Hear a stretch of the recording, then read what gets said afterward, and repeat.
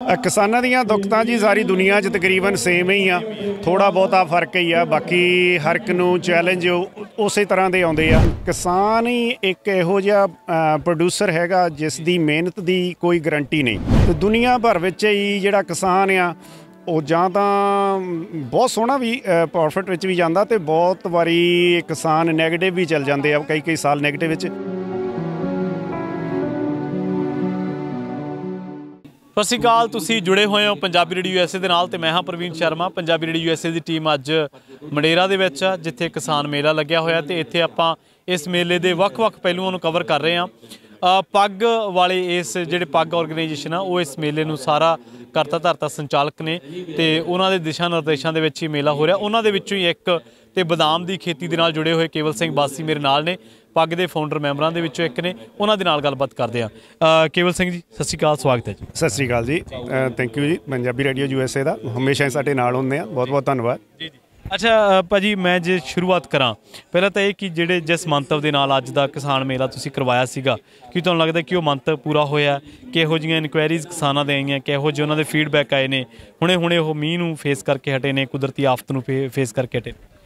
ਹਾਂਜੀ, ਪਹਿਲਾਂ ਤਾਂ ਜਿਹੜਾ ਪੱਗ ਦਾ ਮੇਲਾ ਇਸ ਸਾਲ ਜਨਵਰੀ ਵਿੱਚ ਕਰਾਇਆ ਗਿਆ।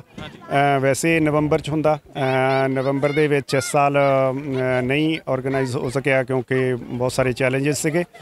ਅਤੇ ਇਸ ਦੇ ਨਾਲ ਅੱਜ ਦੇ ਮੇਲੇ ਦੀ ਗੱਲ ਕਰੀਏ ਤਾਂ ਬਹੁਤ ਸੋਹਣਾ ਭਰਵਾਂ ਹੁੰਗਾਰਾ ਹੈਗਾ। ਤਕਰੀਬਨ ਆਪਣੇ ਜਿਹੜੇ ਤੁਸੀਂ ਦੇਖੋ ਬਈ ਅਲੱਗ-ਅਲੱਗ ਬਿਜ਼ਨਸਾਂ ਨਾਲ ਕੇ ਇੱਥੇ ਬੂਥ ਲਾਏ ਨੇ, ਉਹ ਵੀ 25-26 ਬੂਥ ਹੈਗੇ ਨੇ। ਅਤੇ ਇਹ ਬਹੁਤ ਸਾਰੇ ਤਾਂ ਰਿਪੀਟਿੰਗ ਸਰਵਿਸਾਂ ਵਾਲੇ ਨੇ ਅਤੇ ਬਹੁਤ ਸਾਰੇ ਵਿੱਚੋਂ ਨਵੇਂ ਨੇ। ਅਤੇ ਤੁਸੀਂ ਦੇਖਿਆ ਕਿ ਅੱਜ ਦੇ ਮੇਲੇ ਦੇ ਵਿੱਚ ਹਰ ਇੱਕ ਜਨਰੇਸ਼ਨ ਦੇ ਹੀ ਲੋਕ ਹੈਗੇ ਨੇ, ਬਜ਼ੁਰਗ ਵੀ ਨੇ, ਮਿਡ ਲਾਈਫ ਦੇ ਵੀ ਨੌਜਵਾਨ ਵੀ ਨੇ, ਬੱਚੇ ਵੀ ਨੇ, ਲੇਡੀਜ਼ ਵੀ ਆ, ਜੈਂਟਸ ਵੀ, ਸਾਰੇ ਹੀ ਹੈਗੇ ਨੇ। ਅਤੇ ਮੇਲਾ ਜਿਹੜਾ ਆ ਪੂਰਾ ਸੋਹਣਾ ਆ, ਪਿਛਲੇ ਸਾਲਾਂ ਨਾਲੋਂ ਵਧੀਆ ਆ, ਬਹੁਤ ਸੋਹਣਾ ਲੱਗਦਾ ਹੈ। ਅੱਛਾ, ਮੈਨੂੰ ਇਹ ਦੱਸੋ ਇੱਥੋਂ ਦੇ ਕਿਸਾਨਾਂ ਦੇ ਕੀ ਦਿੱਕਤਾਂ ਨੇ, ਔਕੜਾਂ ਕੀ ਨੇ ਮੇਨ? ਜੇ ਤੁਸੀਂ ਜਿਵੇਂ ਬਦਾਮ ਦੀ ਖੇਤੀ ਨਾਲ ਜੁੜੇ ਹੋ, ਪਰ ਪੱਗ 'ਚ ਤਾਂ ਹਰ ਖੇਤੀ ਨਾਲ ਜੁੜਿਆ ਹੋਇਆ ਕਿਸਾਨ ਹੈਗਾ, ਕੀ ਮੇਨ ਦਿੱਕਤਾਂ ਨੇ ਕਿਸਾਨਾਂ ਦੀ? ਕਿਸਾਨਾਂ ਦੀਆਂ ਦੁੱਖ ਤਾਂ ਜੀ ਸਾਰੀ ਦੁਨੀਆ 'ਚ ਤਕਰੀਬਨ ਸੇਮ ਹੀ ਆ, ਥੋੜ੍ਹਾ ਬਹੁਤਾ ਫਰਕ ਹੀ ਆ। ਬਾਕੀ ਹਰ ਇੱਕ ਨੂੰ ਚੈਲੰਜ ਉਸੇ ਤਰ੍ਹਾਂ ਦੇ ਆਉਂਦੇ ਆ। ਪਹਿਲਾ ਤਾਂ ਸਭ ਤੋਂ ਵੱਡਾ ਚੈਲੰਜ ਇਹ ਆ ਕਿ ਕਿਸਾਨ ਹੀ ਇੱਕ ਇਹੋ ਜਿਹਾ ਪ੍ਰੋਡਿਊਸਰ ਹੈਗਾ ਜਿਸ ਦੀ ਮਿਹਨਤ ਦੀ ਕੋਈ ਗਰੰਟੀ ਨਹੀਂ ਤਾਂ ਕੋਈ ਵੀ ਪ੍ਰੋਡਿਊਸਰ ਆ, ਕੋਈ ਵੀ ਚੀਜ਼ ਬੰਦਾ ਪ੍ਰੋਡਿਊਸ ਕਰਦਾ ਉਹਦੇ ਵਿੱਚ ਉਹਦਾ ਮਤਲਬ ਉਹ ਨੈਗੇਟਿਵ ਨਹੀਂ ਜਾਊਗਾ ਹਮੇਸ਼ਾ, ਭਾਵੇਂ ਜ਼ਿਆਦਾ ਪ੍ਰੋਫਿਟ ਵਿੱਚ ਹੋਵੇ, ਥੋੜ੍ਹੇ ਵਿੱਚ ਹੋਵੇ। ਅਤੇ ਦੁਨੀਆ ਭਰ ਵਿੱਚ ਹੀ ਜਿਹੜਾ ਕਿਸਾਨ ਆ ਉਹ ਜਾਂ ਤਾਂ ਬਹੁਤ ਸੋਹਣਾ ਵੀ ਪ੍ਰੋਫਿਟ ਵਿੱਚ ਵੀ ਜਾਂਦਾ ਅਤੇ ਬਹੁਤ ਵਾਰੀ ਕਿਸਾਨ ਨੈਗੇਟਿਵ ਵੀ ਚੱਲ ਜਾਂਦੇ ਆ, ਕਈ ਸਾਲ ਨੈਗੇਟਿਵ ਵਿੱਚ। ਜਿਸ ਤਰ੍ਹਾਂ ਹੁਣ ਕੈਲੀਫੋਰਨੀਆ ਦੇ ਵਿੱਚ ਬਦਾਮਾਂ ਦੀ ਖੇਤੀ ਦਾ ਚੱਲ ਰਿਹਾ ਹੈਗਾ, ਇਹ ਲਾਹੇਵੰਦ ਧੰਦਾ ਨਹੀਂ ਰਿਹਾ ਹੋਇਆ। ਇਹਦੇ ਵਿੱਚ ਬਹੁਤ ਸਾਰੇ ਚੈਲੰਜ ਵੀ ਆ ਅਤੇ ਮਹਿੰਗਾਈ ਅਤੇ ਇਨਪੁੱਟ ਬਹੁਤ ਵਧੀ ਹੋਈ ਆ। ਇਹ ਉਹਨਾਂ ਚੈਲੰਜਾਂ ਨੂੰ ਲੈ ਕੇ ਅੱਜ ਦਾ ਮੇਲਾ ਆਰਗੇਨਾਈਜ਼ ਕੀਤਾ ਗਿਆ ਸੀਗਾ ਜੀ। ਕਿਹੋ ਜਿਹਾ ਹੁੰਗਾਰਾ ਰਿਹਾ ਕਿਸਾਨ ਭਰਾਵਾਂ ਵੱਲੋਂ? ਕੀ ਹੋਰ ਮਸ਼ਵਰੇ ਹੋਏ ਨੇ? ਕੀ ਹੋਰ ਨਵੀਆਂ ਚਰਚਾਵਾਂ ਹੋਈਆਂ ਨੇ? ਮਹਿਕਮੇ ਵੀ ਇੱਥੇ ਆਏ ਨੇ, FSA ਆ, ਹੋਰ ਕਾਫੀ ਮਹਿਕਮੇ ਨੇ ਇਰੀਗੇਸ਼ਨ ਦੇ ਨਾਲ ਜੁੜੇ ਨੇ। ਸੋ ਕਿਹੋ ਜਿਹਾ ਸਮੇਲ ਰਿਹਾ ਸਾਰਿਆਂ ਦਾ? ਸਾਰਿਆਂ ਦਾ ਸਮੇਲ ਬਹੁਤ ਸੋਹਣਾ ਜੀ। ਜਿਸ ਤਰ੍ਹਾਂ ਤੁਸੀਂ ਦੇਖਿਆ ਕਿ ਜੇ 2 ਵੀਕ ਪਹਿਲਾਂ ਦੀ ਗੱਲ ਕਰੀਏ ਤਾਂ ਸਭ ਤੋਂ ਜ਼ਿਆਦਾ ਪਾਣੀਆਂ ਦਾ ਸਮੱਸਿਆ, ਹਾਂਜੀ। ਅਤੇ ਹੁਣ 2 ਵੀਕ ਮੀਂਹ ਪੈ ਕੇ ਪਾਣੀ ਦੀ ਸਮੱਸਿਆ ਨੂੰ ਇੰਨੀ ਛੇਤੀ ਭੁੱਲ ਨਹੀਂ ਗਏ ਸਾਰੇ ਜ਼ਿਮੀਂਦਾਰ। ਉਹਦੇ 'ਤੇ ਵੀ ਇਨਫੋਰਮੇਸ਼ਨ ਇਕੱਠੀ ਕਰ ਰਹੇ ਆ ਕਿ ਪਾਣੀਆਂ ਦਾ ਫਿਊਚਰ ਕੀ ਹੋਣਾ ਚਾਹੀਦਾ, ਉਹਦੇ 'ਤੇ ਵੀ ਚਰਚਾਵਾਂ ਹੋ ਰਹੀਆਂ।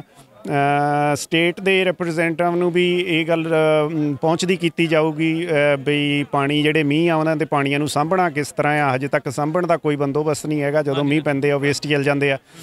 ਅਤੇ ਬਾਕੀ ਜਿਹੜੇ ਗਰੋਵਰਸ ਹੈਗੇ ਆ ਉਹ ਨਾਲ ਦੀ ਨਾਲ ਇੱਕ ਦੂਸਰਿਆਂ ਦੇ ਨਾਲ ਆਪਣੇ ਐਕਸਪੀਰੀਅੰਸ ਸ਼ੇਅਰ ਕਰਦੇ ਆ। ਜਿਸ ਤਰ੍ਹਾਂ ਮੇਰੇ ਨਾਲ 2 ਮਿੰਟ ਪਹਿਲਾਂ ਇੱਕ ਦੋਸਤ ਨੇ ਸ਼ੇਅਰ ਕੀਤਾ ਕਿ ਉਹਨਾਂ ਦੀ ਨਵੀਂ ਪਲਾਂਟਿੰਗ ਜਿਹੜੀ ਆ ਉਹਦੇ ਬੂਟਿਆਂ ਦਾ ਕਲਰ ਜਿਹੜਾ ਆ ਉਹ ਜਿਹੜਾ ਪੀਲਾ ਆ।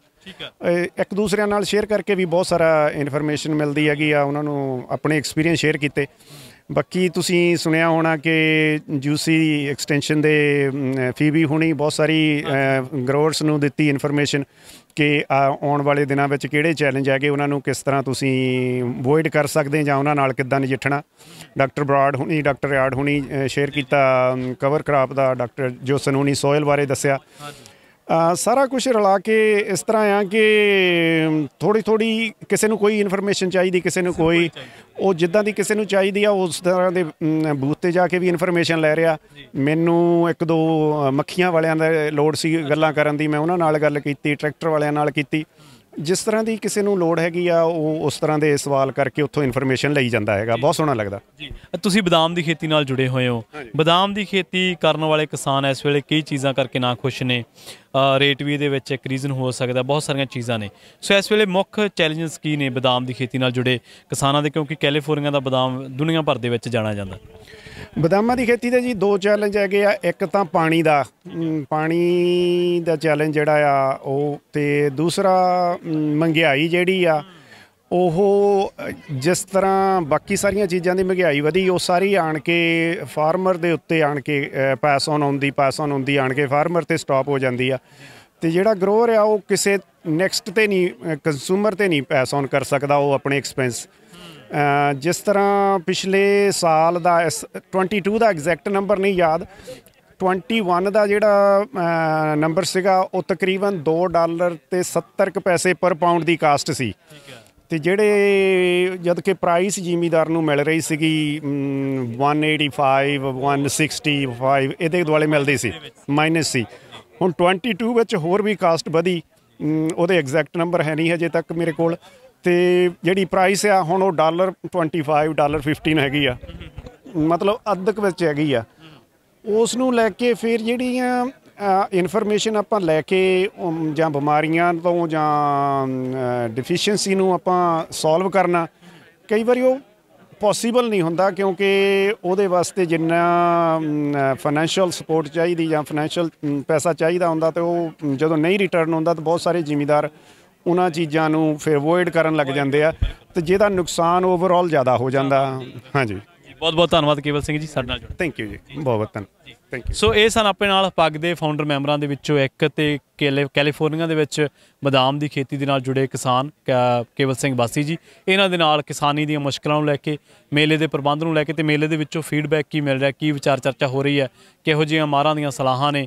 ਸੋ ਆਉਣ ਵਾਲੇ ਭਵਿੱਖ ਦੇ ਵਿੱਚ ਕਿਸਾਨੀ ਨੂੰ ਕੀ ਜਿਹੜੀਆਂ ਚੁਣੌਤੀਆਂ ਨੇ, ਉਹਨਾਂ ਸੰਬੰਧੀ ਕੀ ਪੇਸ਼ਬੰਦੀਆਂ ਨੇ, ਇਹਦੇ ਬਾਰੇ ਚਰਚਾ ਹੋਈ ਹੈ। ਜੁੜੇ ਰਹੋ ਪੰਜਾਬੀ ਰੇਡੀਓ USA ਦੇ ਨਾਲ।